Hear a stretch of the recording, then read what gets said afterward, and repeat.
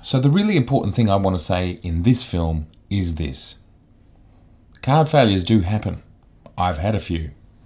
But guess what I've had more of?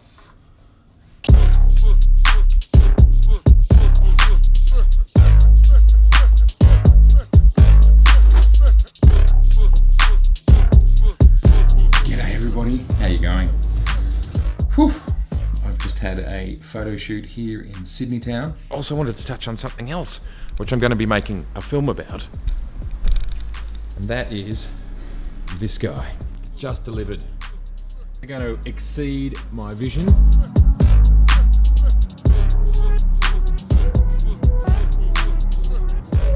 Working for a property developer. It's lots of fun. We did a shoot in an apartment.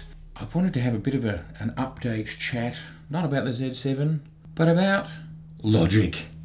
I know. We're probably all a bit sick of all this stuff, aren't we? Yes. Oh, victory is mine. Hey, nice bathroom. I've got something great to show you, which I picked up yesterday.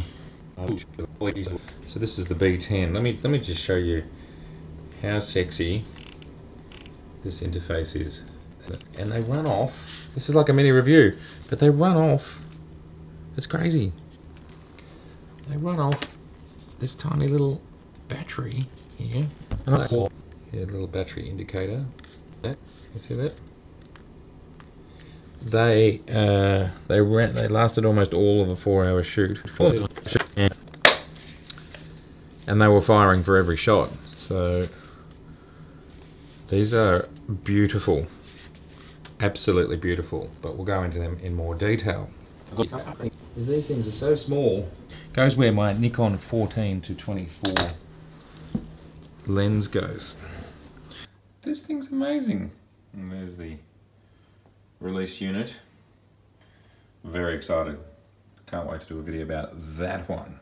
Of course, there's been the ongoing Z saga, which, you know, was about blackout times and about focus speed and battery life and all those sorts of things. And in the weeks that the few cameras have been out there and people have been starting to play with it, all of these potential problems are being completely dispelled. But there's only one that simply cannot be dispelled due to physics, which of course is the one card slot.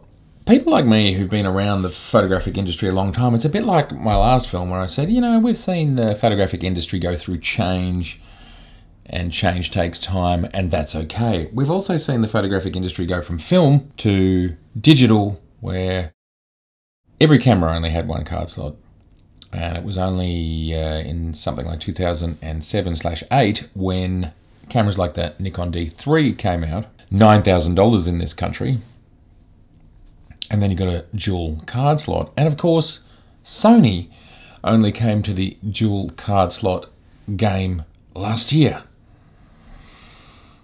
So people like me, we've got a very long history with no redundancy, and it doesn't make it right or better. That's not what the point of me saying this is. But what it does do is make me tolerant and understanding of what was completely normal. If you count the first 25 years of my photography, if you count when I was shooting as a teenager, has been with no redundancy. So it's just something that we're used to. So thus, it's about it being a big deal for people like me. It's just not, because it was 100% normal and the only option for so long.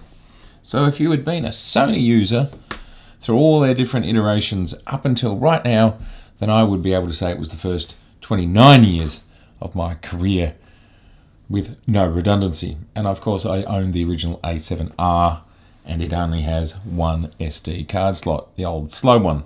I politely and kindly say to all those people who are flipping out, relax, because it was absolutely normal. So the really important thing I want to say in this film is this. Card failures do happen. I've had a few. But guess what I've had more of? camera failures. I've had more camera-related failures whilst out on shoots than I have had card failures. And what does that mean? That means not only should you be shooting dual card slots if you want to be sure you never miss anything, but you most definitely should be shooting with 2 or more camera bodies. At least with cards, if they fail, you just chuck in another one and you can keep going. But cameras, if they fail and you're up a mountain 5 hours from the nearest camera or city, it's all over.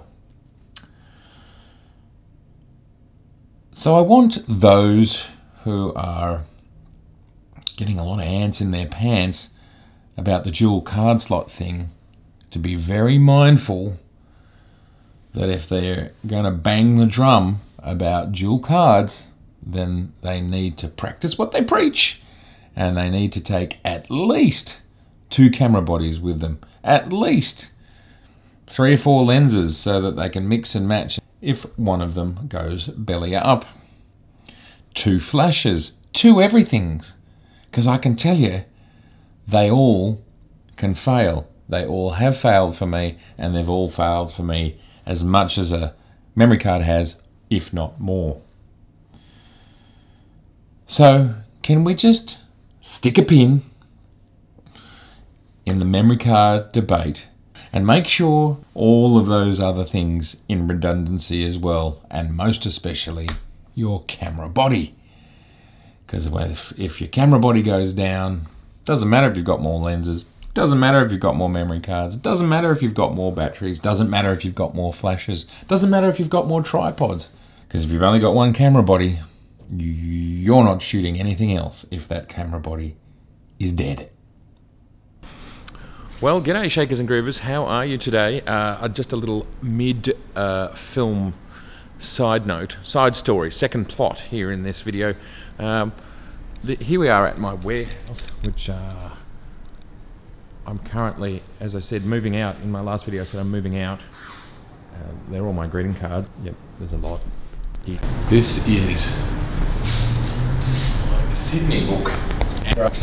And they need to go up against that wall over there. So I've just had the gentleman here quoting. I'm going to get 30 bays of pallets up against that wall.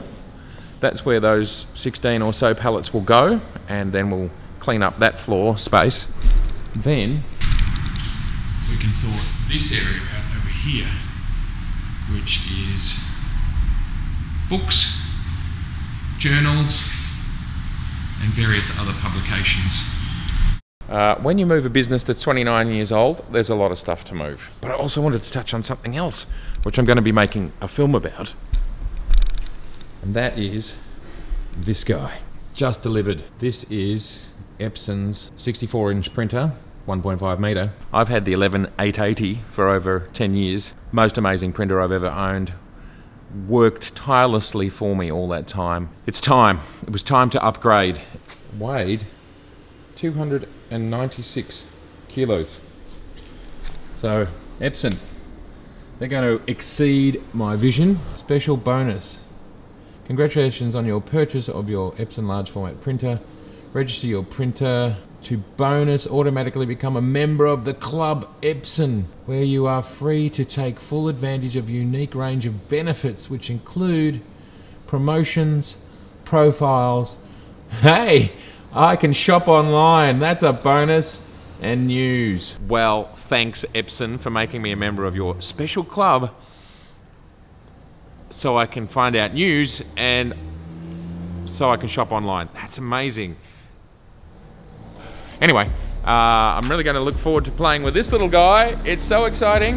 Back to what we were just talking about.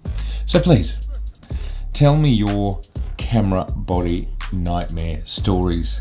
When the camera just stopped. You don't know why, it just stopped. And then it was all over. Or tell me about how you managed to get out of it because you whipped your old, I don't know, D2X out from under the seat that you leave in your car for just a situation like this. I'd love to hear those stories. So down below, tell me all about it if you can. Give us a thumbs up, bit of a like. Please subscribe. I love talking about photography. I love it. I love technology. I love photography. I love a bit of mindful thinking when it comes to problem solving.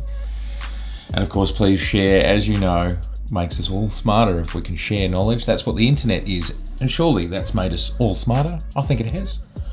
And I'll see you next time. I've got some big shoots coming up. I'm away all of next week, traveling all over Australia. So it might be another 10 days before I get another one of these out. I'm so sorry. Anyway, it's getting late and I'm tired. It's been great to see you. I'll see you in the next one, and